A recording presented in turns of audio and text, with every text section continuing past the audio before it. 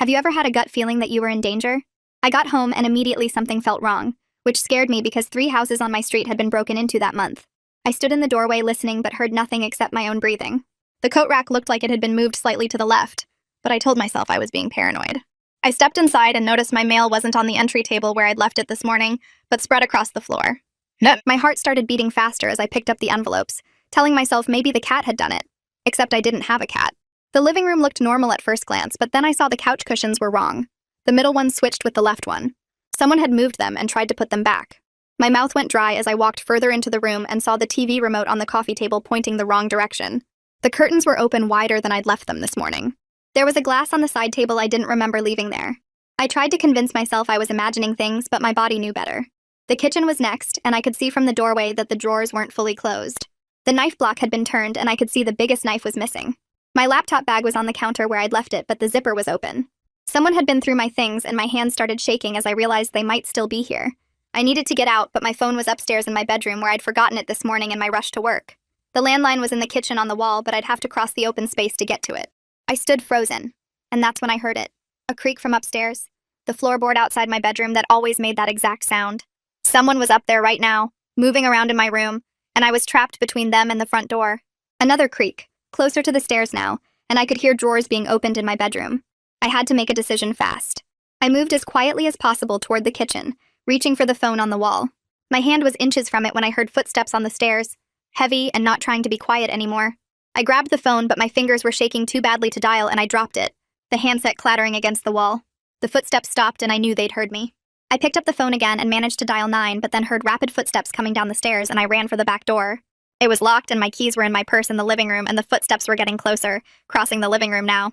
I ran to the pantry and squeezed inside, pulling the door almost closed but leaving a crack to see through. The kitchen light flicked on, and I saw a man I didn't recognize wearing dark clothes and gloves, looking around slowly. He picked up the phone I'd dropped and hit the receiver, ending my partial 911 call. He said out loud, "I know you're here. I heard you come in." He opened the refrigerator and looked behind it, then checked under the sink, getting closer to my hiding spot with each step. I could smell his cologne, something sharp and chemical, and hear his breathing as he passed inches from my hiding spot. I held my breath as he walked past the pantry toward the back door, checking if it was still locked, giving me a clear path to run. I waited until he was facing away, then burst out of the pantry and ran for the living room. He shouted and chased after me, but I was already at the front door, grabbing the handle, turning it, but it wouldn't open. The deadbolt was locked, and I needed the key, and my purse was on the floor, and I dropped to grab it. His footsteps pounded closer as I dug through my purse, lipstick and gum falling everywhere, looking for my keys. I found them at the bottom and stood up, fumbling with the keyring, trying to find the right key in the dark. He was right behind me now, and I jammed the key at the lock but missed, my hand shaking too badly. I tried again and got it in, but it wouldn't turn. It was the wrong key, and I felt his breath on my neck. I screamed and tried another key, but it was too late. His hand wrapped around my wrist and twisted hard, the keys falling with a metallic crash. His other arm went around my throat from behind, and he whispered, "Stop fighting or this gets worse." And I could feel something sharp pressing against my ribs through my shirt. His grip tightened on my wrist when I tried to pull away, and the knife pressed harder into my ribs. The sharp point pushed through my shirt, and I felt it scratch my skin. I stopped struggling right away, and my whole body was shaking, so bad I could barely stand.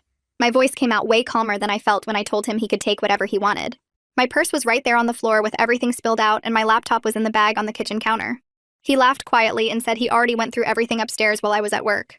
His breath was hot on my neck and smelled like cigarettes and something sour like old coffee. He shifted his weight and pulled me back from the door a step and asked what my ATM pin was. I told him right away without even thinking about it because I just wanted him gone. Then he wanted my phone passcode, and I gave him that too, even though my whole life was on that phone. He asked for my online banking password, and I told him that one too, and then my email password and the code to my garage door opener. His hand holding the knife was shaking now, and he kept looking out the window next to the door like he was expecting someone. The way his hand trembled made the knife point move against my ribs, and I could feel a wet spot where it had broken the skin. He seemed as nervous as me, which gave me a tiny bit of hope that maybe he didn't really want to hurt anyone. I mentioned that my neighbor usually came by around this time to check on things since all the break-ins started happening on our street. It was a total lie, but he didn't know that, and he cursed under his breath, and his grip loosened just a little bit. He looked toward the door again, and then back at the window, and I could feel him trying to decide what to do next. I told him my car keys were in my purse, and the tank was full, and he could be 3 states away before anyone even knew I was home. He thought about it for a second, and I felt him shifting his weight like he was considering it. The knife moved away from my ribs just a tiny bit, but his arm was still tight around my throat. Then I started coughing hard and doubled over, which made him step back without thinking. While I was bent over coughing, I knocked into the side table and the lamp crashed to the floor and shattered. He grabbed my arm and yanked me back up, but we both froze when we heard a dog barking right outside my front door. Someone knocked loud, and it was Alejandro from next door asking if everything was okay because he heard a crash. The intruder clamped his hand over my mouth, but I bit down as hard as I could on his palm. He yanked his hand back with a curse, and I screamed Alejandro's name as loud as I could. I heard Alejandro yelling that he was calling 911 right now, and then the intruder shoved me hard into the wall. My shoulder hit first, and pain shot down my arm as I fell to the floor. He ran toward the back door and fumbled with the lock for a second before just ramming his shoulder into it. The whole frame cracked and the door flew open, and I heard him crashing through my backyard. Sirens were already wailing in the distance, getting closer fast. I crawled to the front door and reached up with my good arm to turn the deadbolt. My fingers were shaking, so bad it took 3 tries to get it open. I pulled the door open and basically fell out onto my front step where Alejandro caught me. He held me steady and told me the police were 2 minutes away and everything was going to be okay. I couldn't stop shaking and crying, and my shoulder hurt so bad I thought I might throw up. Alejandro's wife Maria came running over with a blanket and wrapped it around me while Alejandro kept watch in case the guy came back. 3 patrol cars pulled up with lights flashing and officers jumped out with guns drawn. 2 of them ran into my house while another went around back where the intruder had gone. An EMT truck pulled up and they came straight to me and started checking my injuries.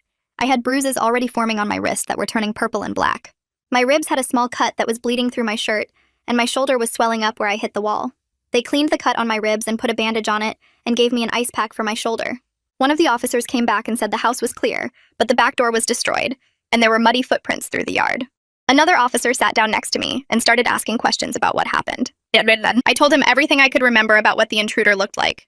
He was maybe 6 feet tall with dark hair, and he was wearing all black clothes and leather gloves. I remembered the sharp chemical smell of his cologne, and when he had grabbed my wrist, I saw part of a tattoo on his forearm that looked like some kind of bird, or maybe an eagle. The EMT dabbed at the cut on my ribs with something that stung and made me wince while another one wrapped an ice pack around my swollen wrist. They shined a light in my eyes and asked me to follow their finger back and forth, which made me dizzy. My shoulder was turning purple already, and they said I should get x-rays at the hospital, but I just wanted to stay and talk to the police. More officers kept arriving and going through my house with flashlights and taking pictures of everything. One of them bagged up the broken lamp pieces, and another one was dusting the doorknobs for fingerprints. A woman in a gray suit walked up and introduced herself as Detective Catherine Collins, and she had this calm way of talking that made me feel safer. She sat down next to me on the porch steps and asked me to tell her everything from the beginning again. I went through it all while she wrote in a small notebook, stopping me sometimes to ask for more details. She wanted to know exactly what the intruder touched, and where he walked, and what he said word for word. I told her about that sharp chemical smell of his cologne that was still stuck in my nose. She asked if I saw any identifying marks, and I described the tattoo on his forearm that I glimpsed when he grabbed me. Alejandro came over with his phone and showed us something on the screen. His doorbell camera had caught someone walking up to my house around 2 that afternoon when I was at work. The video was grainy, but you could see the guy's build and his dark clothes pretty clearly. Alejandro scrolled to another clip that showed a car parked weird at the end of the street that wasn't usually there. Detective Collins took his phone and said she'd need copies of everything. She gave Alejandro her card and wrote down his contact info in her notebook. The crime scene people were still going through my house and said it would be hours before they were done. I couldn't stay there anyway with the back door busted open, and knowing he'd been through all my stuff. Alejandro's wife Maria said I was staying with them tonight and wouldn't take no for an answer. Detective Collins said that was a good idea and gave me her card with her cell number written on the back. She said someone would call me tomorrow about getting my full statement at the station. I went inside with an officer to grab some clothes and my phone from upstairs, but everything felt wrong and contaminated. My bedroom drawers were all pulled out and my jewelry box was dumped on the bed. I stuffed some clothes in a bag without really looking at what I was grabbing. At Alejandro's house, I sat on their guest bed and finally called my brother Nathan, who answered on the second ring. I started crying as soon as I heard his voice and could barely get the words out about what happened. He said he was getting in his car right now and would be there in 3 hours no matter what. Maria brought me tea and sat with me while I called my boss to say I wouldn't be at work tomorrow. I lay in their guest bed staring at the ceiling and jumping every time the house settled or a car drove by. Around 4 in the morning, I heard Nathan's car pull up and ran downstairs to meet him at the door. He hugged me so tight I could barely breathe and I started crying all over again. We sat at Alejandro's kitchen table and I told him everything while he held my hand. When the sun came up, Nathan drove me back to my house to meet the locksmith he'd already called. The guy changed every lock and installed new deadbolts that you could open from inside without a key. Nathan ordered security cameras on his phone that would arrive tomorrow, and a whole alarm system too. While we were there, Detective Collins called to tell me something that made my stomach drop. They'd connected my break-in to the other ones on our street based on the pattern and evidence. She said now that he'd escalated to violence, they were increasing patrols in our neighborhood. That should have made me feel better, but it just made everything more real and scary. My phone rang again, and it was my bank saying there were suspicious charges on my debit card. Someone had tried to use it at 3 different ATMs and a bunch of stores since yesterday. We froze all my cards and accounts right away and started the fraud paperwork over the phone. The bank lady said the attempted purchases would help the police because those places would have security cameras. I gave her Detective Collins' number so they could coordinate getting that footage. Later that afternoon, a woman named Luciana Mercado called from Victim Services. She had this gentle voice and explained how she could help me with everything from filing for emergency leave from work to finding a counselor. She walked me through what would happen with the criminal case and what to expect at each step. She set up an appointment for me with a trauma counselor for next week and helped me fill out paperwork for crime victim compensation. After a week at home, I tried going back to work, but I couldn't focus on anything. I kept checking the doors and windows and jumping when anyone walked behind my desk. My friend Portia noticed me shaking in the bathroom after a panic attack and stayed with me until I calmed down. She started eating lunch at her desk so she could cover for me when I needed to step away. My boss pulled me aside and said to take whatever time I needed, which was nice, but I could tell everyone was being extra careful around me. Detective Collins called with an update that made me actually feel hopeful for the first time. They got clear footage from a gas station ATM where he'd tried to use my card. Combined with traffic cameras from that area, they'd narrowed down his car and got a partial license plate. She said these investigations take time, but they were making real progress, and she'd keep me posted on everything. 2 days later, Detective Collins called again, and my phone almost slipped from my hand when she told me what happened. A patrol officer spotted a car matching the description at a motel parking lot just 2 towns over, maybe 20 miles from my house. The license plate matched the partial they'd gotten from the traffic cameras, and the car had damage on the front bumper where he'd scraped something leaving my neighborhood. They couldn't arrest him yet because they needed solid proof he was the right guy, but they had officers watching the motel room 24/7. My hands started shaking as I realized he was still so close, probably planning to come back or watching for when the police would stop looking. I hung up and immediately checked all my new locks again, then pulled every curtain closed even though it was the middle of the day. That night, I turned on every single light in the house and sat in my living room with a baseball bat across my lap. My eyes kept darting to the windows every time a car passed or the wind made a branch scrape the siding. I tried to sleep on the couch, but kept jerking awake thinking I heard footsteps or someone trying the doorknob. Nathan found me the next morning still sitting up with the bat and dark circles under my eyes. He made coffee while I told him about the motel, and we spent the day installing more motion sensor lights around the house. Nathan stayed another week, sleeping on an air mattress in my room and walking through the house with me every night to check the locks. His job kept calling and I could tell his boss was getting mad, but he wouldn't leave until I promised I'd be okay. After he left, Alejandro and his wife Maria started checking on me every day without me even asking. They'd bring over food in containers and just sit with me at my kitchen table, not really talking about anything important, but making sure I wasn't alone.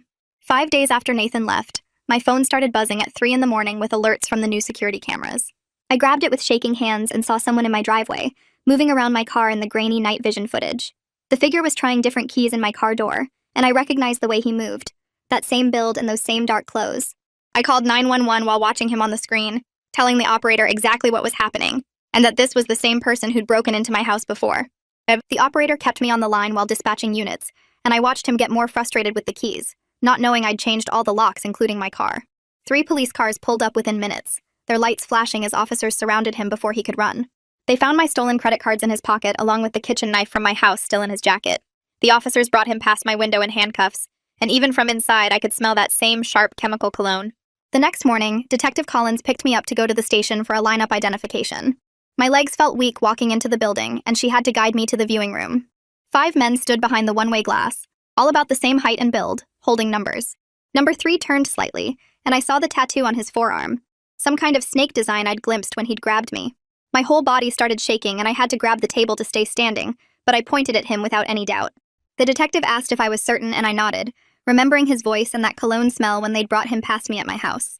She wrote down my identification and had me sign papers while explaining what would happen next. The prosecutor met with me in a small conference room that smelled like old coffee and explained all the charges they were filing: home invasion, assault with a deadly weapon, theft, and attempted fraud from using my cards. They'd matched his DNA to evidence from the other break-ins on my street too, so he was facing charges for all 7 burglaries. She seemed confident about the case, but warned me the legal process would take months with hearings and possibly a trial if he didn't take a plea deal. 2 weeks later, I had to go to his arraignment at the courthouse downtown. Nathan drove back to go with me, and we sat in the back row of the courtroom. When they brought him in wearing an orange jumpsuit and shackles, I grabbed Nathan's hand so tight my knuckles turned white. He never looked at me once, just stared down at his hands while his public defender entered a not guilty plea. The judge read through all the charges and set bail at $200,000, which the defender argued was too high, but the prosecutor pointed out his history and the violence involved. After the hearing, Luciana from Victim Services introduced me to a support group that met every Tuesday at the community center. I sat in a circle with 8 other people who'd been through break-ins or attacks, listening to their stories. One woman named Carol had her house broken into 2 years ago, and she talked about how she'd installed cameras and alarms just like me, but eventually learned to feel safe again. Hearing her say she could sleep through the night now without checking her locks gave me hope I'd get there too. My boss called to say I could work from home as much as I needed, setting me up with remote access to everything. Portia started coming over for lunch twice a week, bringing sandwiches from our favorite deli and sitting with me while I worked. These small routines helped me feel less isolated and more like a normal person with a normal life. We'd eat and talk about work gossip or TV shows, anything except what happened, and for those couple hours, I could almost forget. Detective Collins called with updates every few days, and one call made me sit down hard on my kitchen floor. They'd found evidence linking him to 7 total break-ins across the county over the past 6 months, with more victims coming forward now that his picture was in the news. Each story sounded like mine, with someone coming home to find things moved or missing, though I was the only one who'd been there during the break-in. 3 weeks after his arrest, I got a letter with no return address that made my hands shake before I even opened it. His mother had written 3 pages apologizing for what her son had done, explaining he'd been struggling with addiction since he was 19. She wrote about him losing his job and his apartment, how she'd tried to get him help but he'd refused, how the drugs had changed him into someone she didn't recognize. Reading her words made him seem more human, which somehow made everything feel worse and more complicated. The prosecutor called the next morning to tell me about a plea deal they were offering him. 15 years if he pleaded guilty to all the charges. His attorney was trying to negotiate it down to 10 years, and she needed me to write a victim impact statement to show the judge how this had affected my life. I met with Luciana at the Victim Services office to work on the statement, and it was harder than I expected. Every time I tried to describe the fear I still lived with, I'd start crying and have to take a break. We spent 3 hours in that small office with its fake plants and motivational posters, me talking and her typing on her laptop. I told her about the nightmares where I'm back in the pantry watching him search for me, about how I couldn't use my own kitchen without remembering his footsteps. She helped me put it all into words that sounded official, but still felt true. And when we finished, I felt drained but also stronger somehow. The security company came the next day with a van full of equipment and spent 8 hours installing cameras, motion sensors, and panic buttons throughout my house. The main guy kept saying he'd been really busy lately with all the break-ins in the area, which didn't make me feel better. They put cameras at every entrance, sensors on all the windows, and gave me a keypad that could trigger a silent alarm to the police. The whole system cost more than I made in 2 months, but I needed it to sleep at night. Nathan drove back from his place 3 hours away for the plea hearing 2 weeks later. We sat in the courtroom's hard wooden benches while lawyers talked back and forth about sentencing guidelines and prior offenses. The intruder sat at the defense table in his orange jumpsuit, never once turning around to look at me. After an hour of negotiation, he accepted 12 years with the possibility of parole in 8. When the judge asked if he had anything to say to me, he mumbled something about being sorry without lifting his head or turning around. I couldn't tell if he meant it or if his lawyer had told him to say it. After the sentencing, I stood in the courthouse hallway feeling weird, like I should be happy, but I just felt empty instead. Luciana found me there and explained this was normal, that getting justice doesn't magically fix the trauma. She suggested increasing my counseling sessions to twice a week to work through all these complicated feelings about him being locked up. Over the next few weeks, I started trying to make my house feel like mine again, instead of a crime scene. Alejandro came over with his toolbox to properly fix the back door the intruder had broken through. While he worked, his wife taught me how to make tamales in my kitchen, showing me how to spread the masa on corn husks and add the filling. It was the first time I'd really cooked anything since the break-in, and having them there made the kitchen feel safer. We moved all the living room furniture around so nothing was where it had been that day. I bought new cushions for the couch and bright colors that made the room look different. 3 months after the sentencing, I still had bad days where every noise made me jump, but they were happening less often. I'd stopped sleeping with every light in the house on, though I kept a nightlight in the hallway now. My counselor said I was making good progress and that healing wasn't a straight line, but more like waves, some days better and some worse. The insurance company finally sent a check after I'd filled out what felt like 100 forms and provided receipts for everything that was stolen or damaged. It didn't cover the full cost of my laptop and jewelry, but it was enough to help with the security system bills. I used part of the money to sign up for a self-defense class at the community center. The instructor was this small woman who showed us how to use an attacker's weight against them, and practicing the moves made me feel less helpless. Portia kept asking me to come to happy hour with our coworkers, and I kept making excuses until finally I ran out of them. I only stayed for an hour at the bar, nursing one drink while everyone talked about normal things like weekend plans and TV shows. My coworkers seemed relieved to see me acting more like my old self, though I caught them watching me carefully when they thought I wasn't looking. It felt good to be around people talking about regular stuff instead of trauma and court dates. A few weeks later, Alejandro knocked on my door with a clipboard and a plan to start a neighborhood watch program. He'd already talked to most of the families on our street and wanted me to help coordinate the meeting since I worked from home now.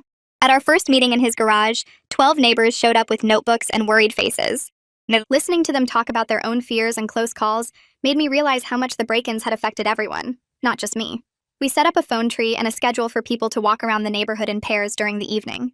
Working on something that helped protect all of us made me feel less alone and more connected to my community than I ever had before. 3 weeks later, I got an official letter from the corrections department that made my hands shake as I opened it. The intruder had been transferred to a state facility with addiction treatment programs as part of his sentence. I stared at the paper for a long time, part of me hoping he'd get help while mostly just wanting to never think about him again. When I told Luciana at our next session, she said both feelings were totally normal and didn't make me a bad person. The weeks turned into months and slowly things got easier, though progress wasn't a straight line like I expected. Some days I'd feel almost normal, then a car backfiring would send me into a panic attack in the grocery store parking lot. I kept going to counseling twice a week, and Luciana taught me breathing exercises that actually helped when my heart started racing. 6 months after the attack, something amazing happened that seemed so small but felt huge to me. I slept through the entire night without waking up once in panic, without checking the locks, without any nightmares. I laid in bed that morning just enjoying the feeling of being rested for the first time in half a year. Nathan called that afternoon to check in like he did every week, and I could honestly tell him I was doing better. He sounded so relieved and said he'd been worried about me but didn't want to push too hard. Around that time, Portia started mentioning this guy from her gym who she thought I'd like. At first, I shut down every suggestion of meeting him, but she kept bringing him up casually without pressure. Finally, I agreed to meet him at a coffee shop with Portia there too, just to get her to stop asking. His name was Jaden, and he was patient with my need to sit facing the door and didn't ask why I kept checking my phone. We met for coffee again the next week, then lunch at a busy restaurant where I felt safe with all the people around. He never pushed for anything more than public meetings, and never made me feel broken for needing things to go slow. When I finally told him about the attack after our 5th date, he just listened without trying to fix anything. 4 months into dating Jaden, I got a thick envelope from the State Victim Compensation Fund. After mountains of paperwork and documentation, they'd approved my application for counseling costs and lost wages from work. The check wasn't huge, but it lifted a weight off my shoulders to not worry about therapy bills anymore. I sat down that night and wrote thank you cards to Detective Collins and Luciana for helping me through everything. Detective Collins wrote back saying she was glad to see me doing well and that my case had helped them solve several others. A year after the attack, I made a decision that surprised everyone, including myself. I wanted to move to a new apartment, somewhere without all the memories attached to every corner. Alejandro came over with his truck to help me pack and joked that I was taking half of Fort Knox with me. He helped me load box after box of security equipment, understanding why I needed every camera and sensor and alarm. My new place was perfect for someone with my new safety needs, on the 3rd floor with only one entrance to watch. The windows had proper locks that actually worked, and bars that could be removed from inside in case of fire. I spent the first weekend painting the walls bright yellow and green, colors that made me happy every time I walked in. I hung plants everywhere, filling the windows with green leaves that made the space feel alive and growing. Jaden helped me set up all my security stuff without making me feel weird about needing 3 different door alarms.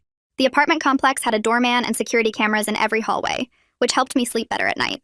6 months into the new place, work started to feel normal again, instead of just something to get through. I led a big project that landed a major client, and my boss called me into her office, not to check if I was okay, but to offer me a promotion. Portia took me out to celebrate at our favorite restaurant, and we talked about normal things like her dating disasters and vacation plans. The attack felt like something that had happened to someone else, some other version of me from long ago. 2 years after that night, my life looked completely different, but in ways I couldn't have imagined. I checked my locks automatically but didn't think about why anymore. Just habit, like brushing my teeth. Sometimes I'd see someone who looked similar to him and my heart would skip, but then I'd breathe and move on with my day. Luciana had suggested I might want to help others going through what I went through, so I started volunteering with victim services. Every Tuesday night, I'd sit with someone in a hospital room or police station, being the person I'd needed when everything felt impossible. My life wasn't the same as before, but it was mine again, built stronger in all the broken places. Hey, thanks for letting me wander through all this with you today. That was a fun ride. I really appreciate you sticking around. I'll see you next time. If you made it to the end, drop a comment. I love reading all your comments.